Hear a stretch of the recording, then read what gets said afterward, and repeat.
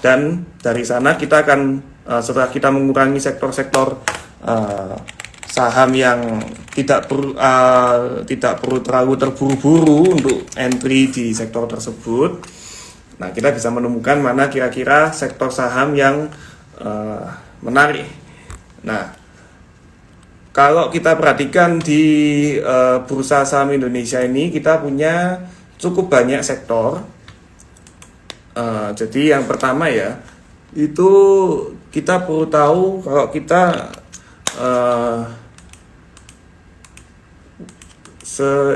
kalau saya tidak salah hitung, sektor di pasar saham kita itu ada 7, 8, 9, 10, 11, ya 11 sektor. Nah, otomatis semua sektor yang berhubungan dengan inflasi secara langsung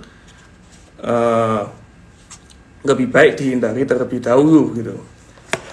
Nah,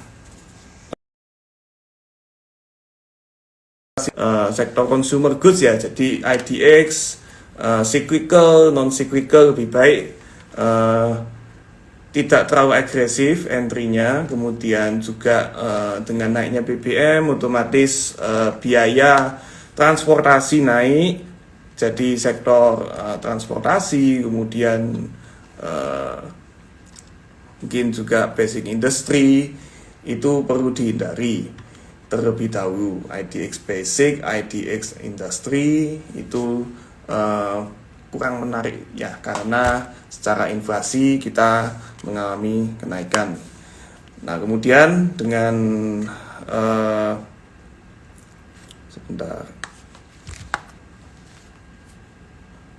dengan naiknya suku bunga bank ini, kita juga perlu cek emiten-emiten yang sekiranya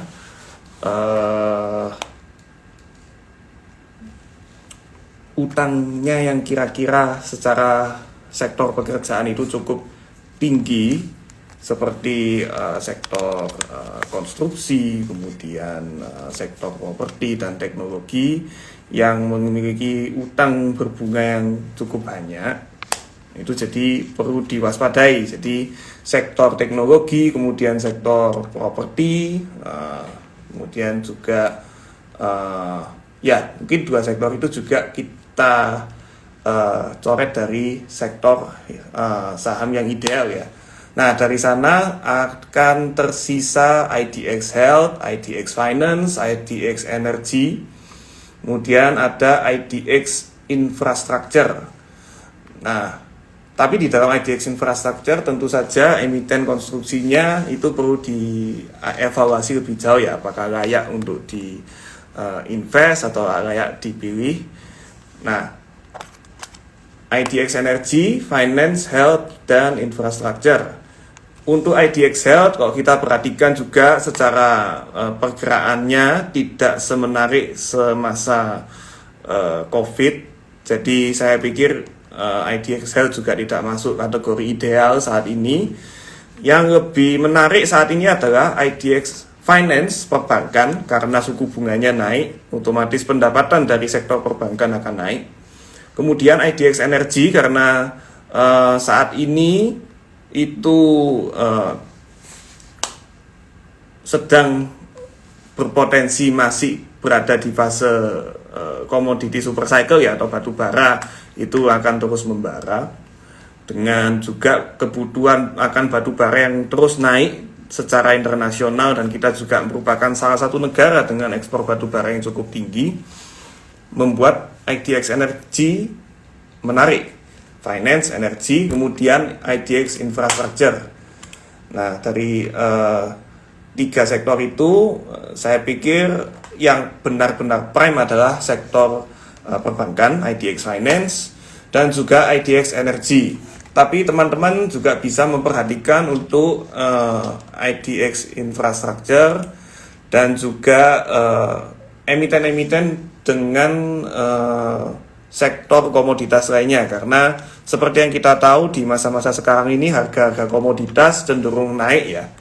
Jadi saya ulangi lagi, untuk sektor yang menarik itu sektor energi, sektor perbankan, sektor infrastruktur, khususnya telekomunikasi saat ini ya, dan juga sektor emiten-emiten yang bergerak di sektor komoditas, mungkin seperti emas, kemudian juga komoditas batu bara, minyak bumi, dan seterusnya.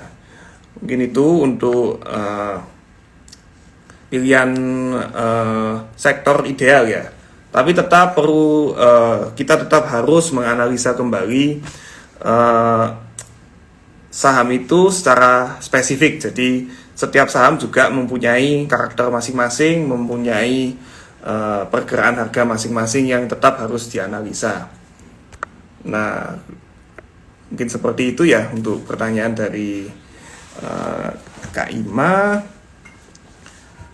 Nah, terus kemudian di kolom pertanyaan juga ada saham pilihan apa nih yang baik, yang menarik ya dari Kak Melani. Kisi-kisi ya. Saya pikir juga mungkin tadi juga bisa dirangkum di pertanyaannya Kak Ima tadi ya. Sektor-sektor mana yang menarik, saham-saham mana yang menarik. Kita lanjut aja ke pertanyaan di kolom komentar. Nah, jadi tadi ada pertanyaan ya dari Kak Utami Mimi lagi nih, saham bumi apa masih ada peluang naik lagi? Terus kalau misalnya naiknya ke berapa? Untuk bumi resources ya, ini salah satu saham legenda di pasar saham Indonesia. Harga hari ini ditutup di level 157 setelah menolak turun ke bawah lower Bollinger Band 146. Kelihatannya ini saham bumi masih di fase koreksi yang cukup dalam, karena meskipun hari ini harganya naik, candle-nya hari ini closing-nya hijau, tapi masih belum membentuk higher high, masih belum membentuk higher low juga.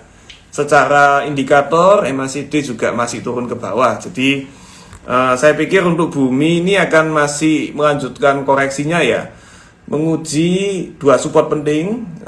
Yang terdekat ada di level 137 untuk bumi, terus support selanjutnya bumi ada di level 122. Nah, 137 dan 122 itu support penting untuk bumi. Kalau kita asumsikan nih, hari ini sudah selesai koreksinya jangka pendeknya, kemudian ada technical rebound, selama harga mungkin esok hari atau hari Senin itu bisa ditutup ya di atas mungkin di atas resisten terdekatnya di 160 berapa ini ya, di atas resisten 163 ada peluang bumi ada technical rebound dulu ke sekitar 170 sampai 183. Catatannya kalau resistance di 163 ini berhasil ditembus, itu untuk emiten bumi. Saya pikir ini juga kenapa kok candlenya hampir 2 minggu berturut-turut merah terus ya, karena harga berhasil naik dari sekitar ya, seharusnya kalau to be fair itu sejak pertengahan tahun ini, dari bulan Mei sampai awal September kemarin, dari kisaran harga 60 dia berhasil naik ke 246. Jadi wajar juga kalau bumi sekarang koreksinya cukup dalam, cukup banyak yang taking profit gitu ya. Oke, nah, semoga menjawab untuk Kak Utami Mimi ya. Nah, ini ada pertanyaan lagi dari Kak Gravity Store.